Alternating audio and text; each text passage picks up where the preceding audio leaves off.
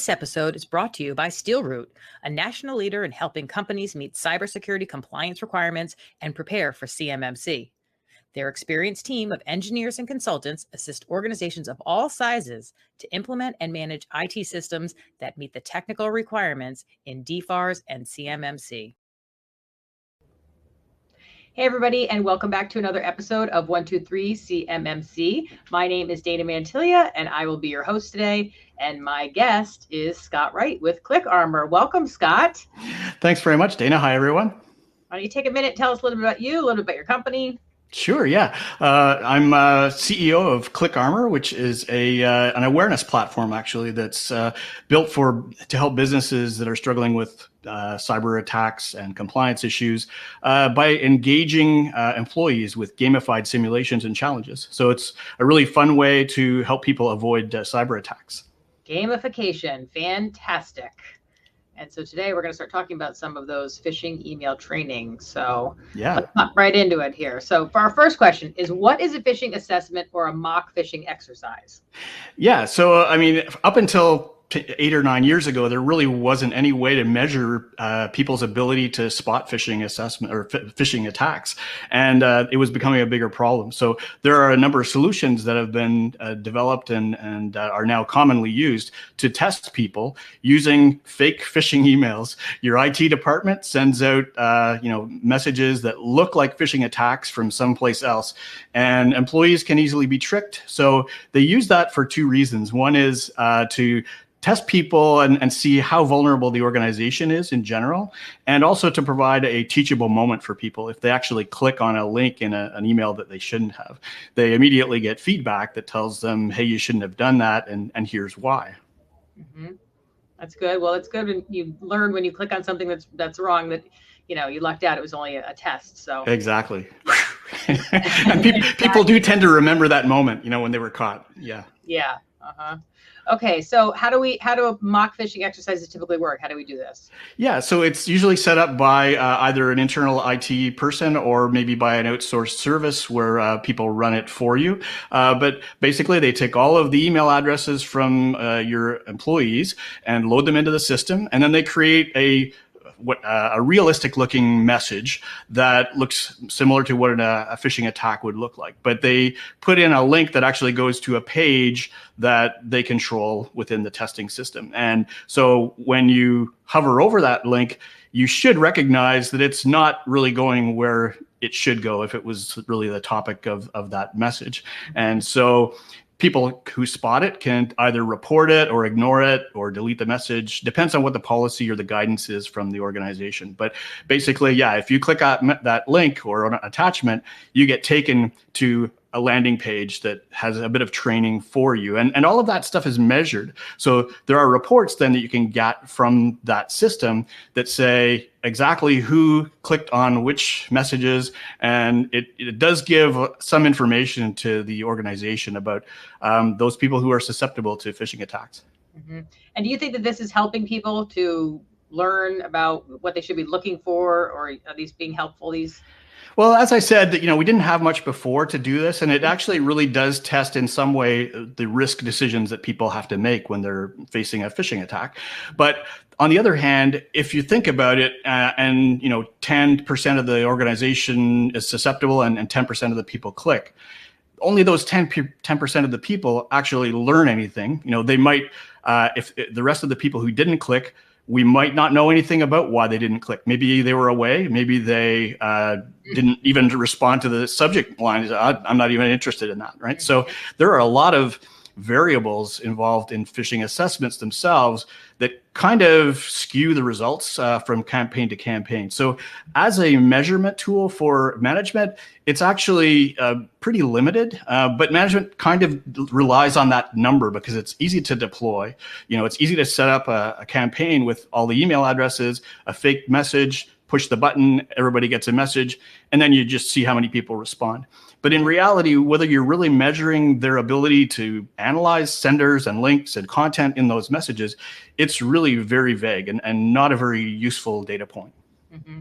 Well, one good thing I think that at least is a good starting point is that you're trying to do something, and the employees know you're trying to do something. So at least you're starting that conversation within the organization that, hey, we're going to be doing some training here, and it's because we're trying to get everybody better trained on what to look for when it comes to, these phishing emails. And so, like I mentioned, the conversation is at least started. Whether or not they're working every single time, Yeah, for sure. It's definitely a step in the right direction, and it's useful to do these on occasion. The problem, and you may have a question around this, but there are downsides to this thing, and some of the reactions that people might have.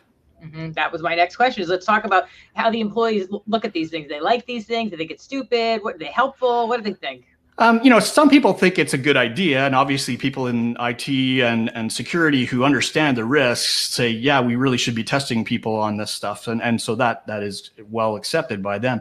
But for those people who maybe aren't as knowledgeable about the risks to start with, or who don't have the foundational training to really understand how to analyze these things, they actually kind of think it's unfair.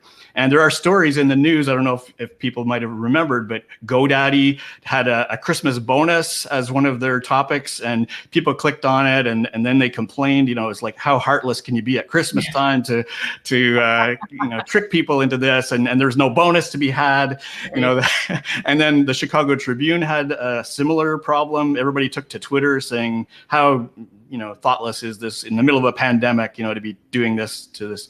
And there are a number of them. There's constantly emerging stories about how the backlash against them is almost becoming a bigger PR nightmare than some of the security risks they're trying to solve. So it is a real challenge. And I think it comes from the frequency that you do these things, right? So it's okay to do it, maybe once a quarter, once every 6 months or so, to just audit your environment. And if people are understanding that it's going to happen once in a while, that's great. But if you start doing it, on a monthly basis, or you do an easy one, hard one, and a really hard one all at the same time every week, people are really going to get sensitive to it, and they're going to not comply. Sometimes you see people actually clicking on the links on purpose because they're just as a rebellious. Yeah. So that's another thing that skews the data. There are a lot of things, and it's interesting when you think about security and how we do security testing in the technology side. We typically have, terms of engagement for a penetration test, and it says, here are the things that we expect will happen or could happen. Systems might go down or things like that. And it's pretty well understood what the risks are when you do a network penetration testing.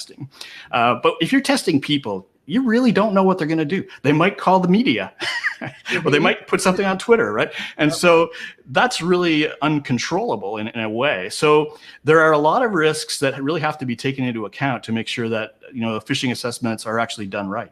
The new Department of Defense's cybersecurity program, CMMC, can be very confusing and overwhelming. A3 is a cloud-based collaborative environment for an organization seeking certification. A3 builds CMMC packages and has access to a marketplace of consultants, RPOs, and assessor C3PAOs. A3 creates a roadmap for each cybersecurity requirement and helps break things down step by step. Please visit cyberdataintelligence.com/A3. Yeah, that's a very good point. How are they going to react to all this? Now, the other thing I always wonder is, every company hands out email addresses like they're Tic Tacs, and we really should stop and say, does everybody need to have an email address? Is there another way that we could possibly get information to them? Do they have to have one of these things? And I necessarily do not believe that everybody has to have an email address. There's other ways you can communicate within an organization. Yep. And, there are obviously certain people need to have email, but if we know that most of the problems are starting with email, then we really need to say, well, this is something that needs to have a big focus. And I mean, this training is a very good, starting point, but even just, being the one that's handing out the email addresses to say, does everybody really need one of these?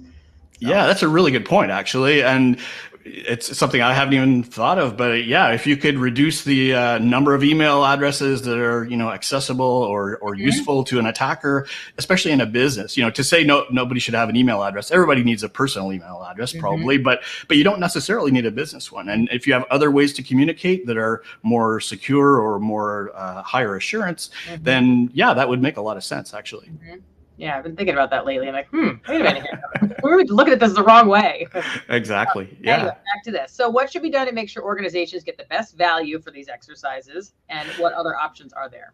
Right. So as I said, to get a phishing assessment that's done using these mock exercises where you're sending out live emails to actually provide the results that you're looking for, which is, the measurement of vulnerability of your team and the teachable moment.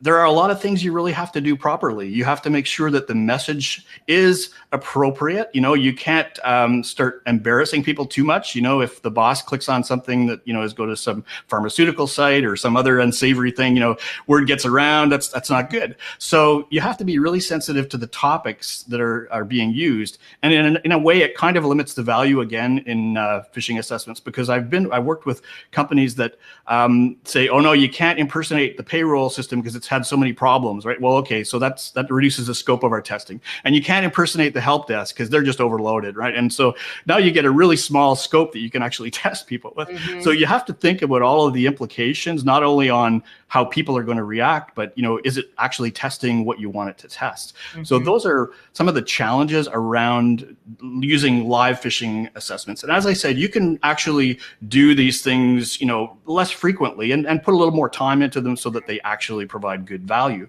But it's really expensive to do it well very frequently. Mm-hmm. So the alternative that I obviously am proposing and I advocate is what we have created with ClickArmor is a gamified phishing assessment. And it works almost the same way in terms of deployment. So it's as easy to deploy as a regular mock phishing exercise. But it actually invites people in an open and transparent way to come and just play a little game, right? Do a 3-minute assessment where you can test yourself on your skills for spotting a specific set of potential clues in a message. Could be the sender information, it could be the links, it could be the body content. And so when you get people doing that several times within a minute or two, it actually exercises their skills a lot more than doing a once a month or quarterly phishing test that we typically do. Mm-hmm. And in addition to that, people are getting immediate feedback that say, oh, okay, here's what I should be looking for in the sender information. Here's what I should be looking for in the link. And those things actually are things that you can learn more from with every deployment.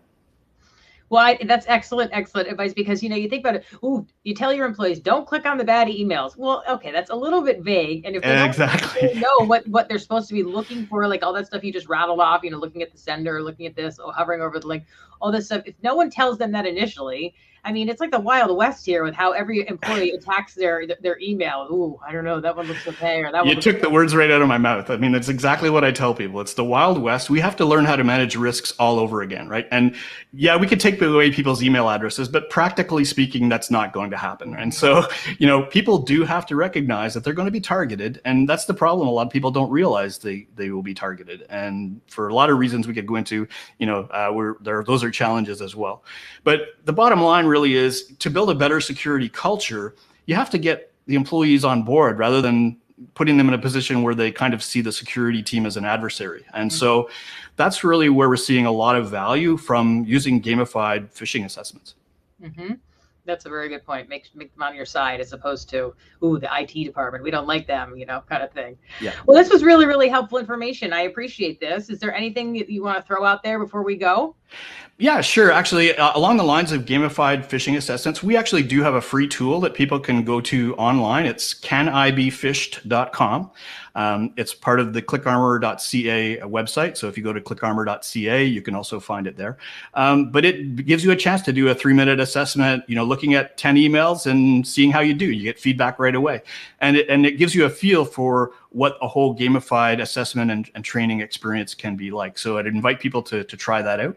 And feel free to contact me or connect with me. I'm on Twitter as @ClickArmor, or we also have LinkedIn. I'm there as well, easy to find. Scott Wright in the ClickArmor site. That's great. That's great. You have a free little thing that people can check out. I think they should do that and see if it's something that they're comfortable with and they want to look into. Maybe get your product. All right. Awesome. Well, thank you very, very much for your time and all of your input. We appreciate that. Thanks very much, Dana. It's been a pleasure. Yeah, great. And thank you, everybody, for watching. And we hope to see you around on the next episode. Bye-bye. This episode is brought to you by SteelRoot, a national leader in helping companies meet cybersecurity compliance requirements and prepare for CMMC. Their experienced team of engineers and consultants assist organizations of all sizes to implement and manage IT systems that meet the technical requirements in DFARS and CMMC.